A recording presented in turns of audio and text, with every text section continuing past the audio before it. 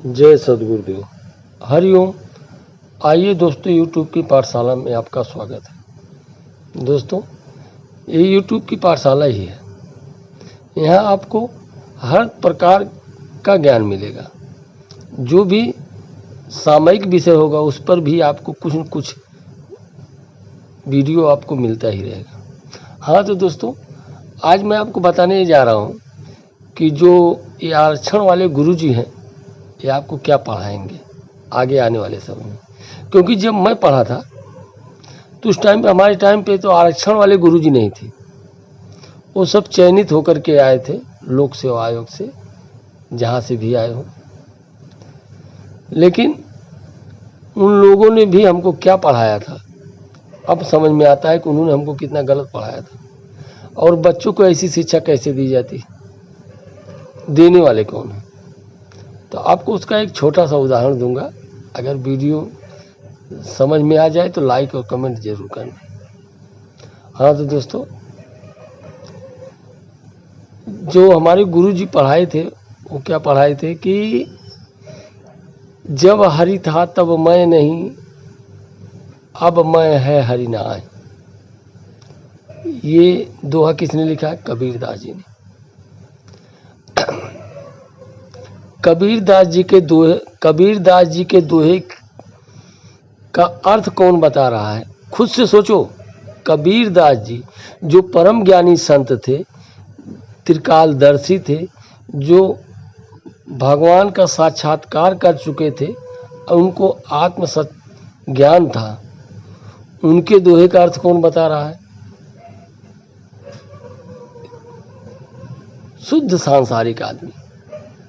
क्या अर्थ बताएगा वो क्या हमको अर्थ बताए थे? जब हरि था तब मैं नहीं, अब मैं है हरि नाय। उन्होंने क्या बताया कि मैं का मतलब घमंड। जब मैं था तब हरि नहीं, अब हरि है मैं नाय। आप अपने अंदर से घमंड निकाल दो तो फिर आपको भगवान मिल जाएगा।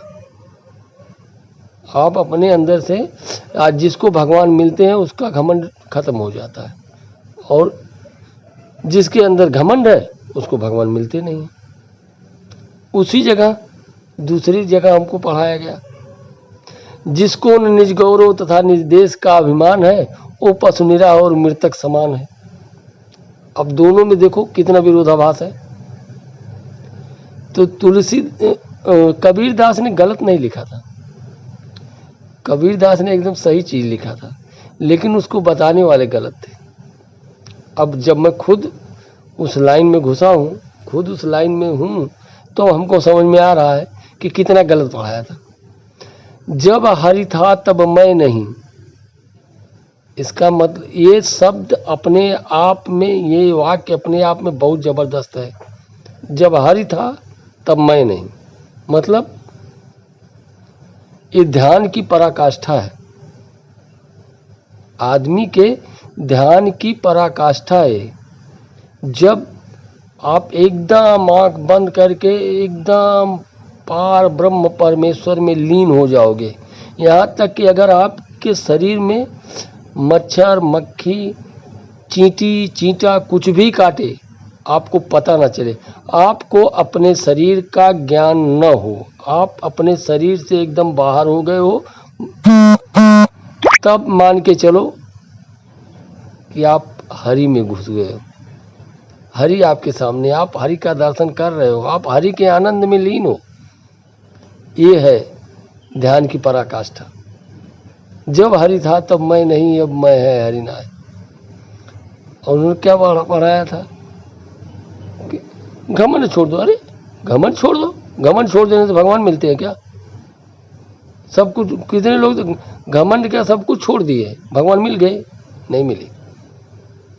आपको ध्यान, अच्छा ध्यान ही एक ऐसा चीज है जिसपे सर्व धर्मों में मतैक्य है। सभी धर्म, चाहे वो इस्लाम हो, यहूदी हो, ईसाई हो, हिंदू हो, कोई भी धर्म हो, सब किसी न किसी तरीके से ध्यान में जाते ही हैं। चाहे कोई नमाज के माध्यम से जा रहा है, चाहे कोई प्रे के माध्यम से जा रहा है, लेकिन जा सब ध्यान में ही है।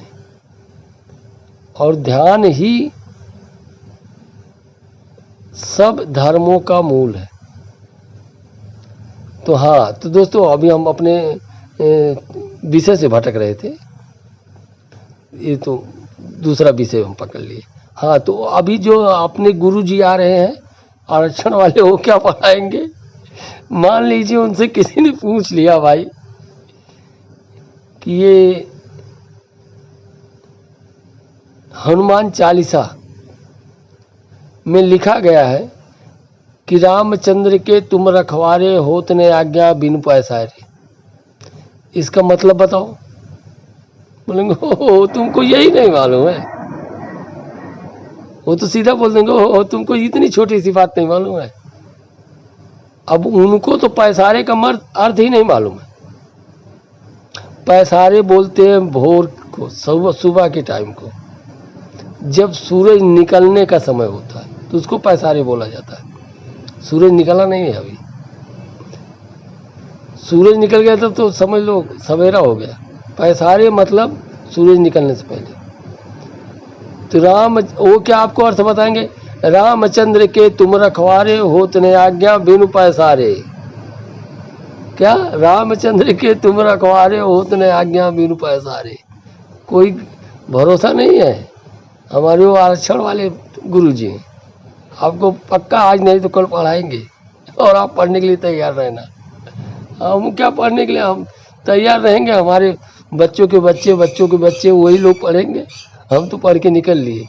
हमको भी बिना आरक्षण वाले गुरुजी ने पढ़ाया था, आज भी हमको याद है कि एक और पढ़ाया था कि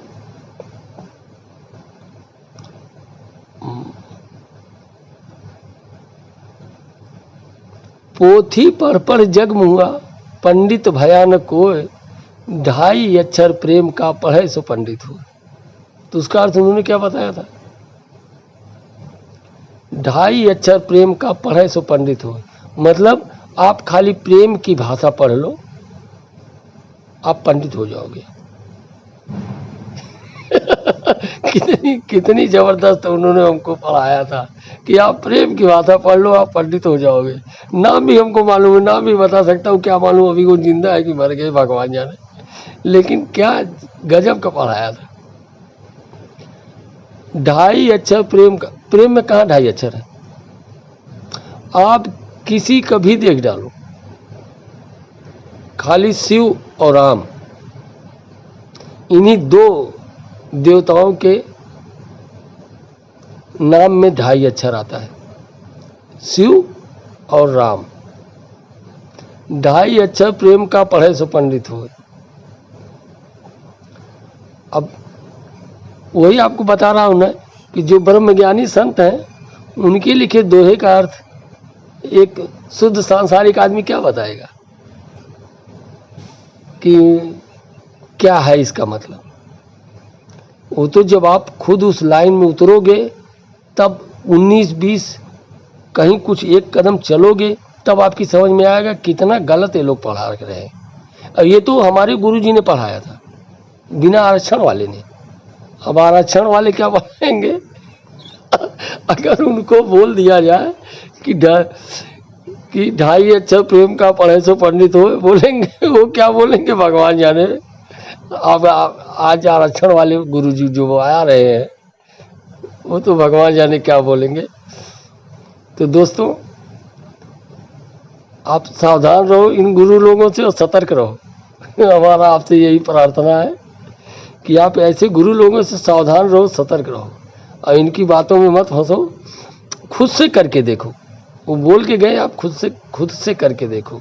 लेकिन आज मैं फिर आपको बता रहा हूँ, खाली शिव और राम 2 ही नाम ऐसे हैं जिसमें 2.5 अक्षर है, और किसी एक को जप के देखो, आपकी समझ में आ जाएगा।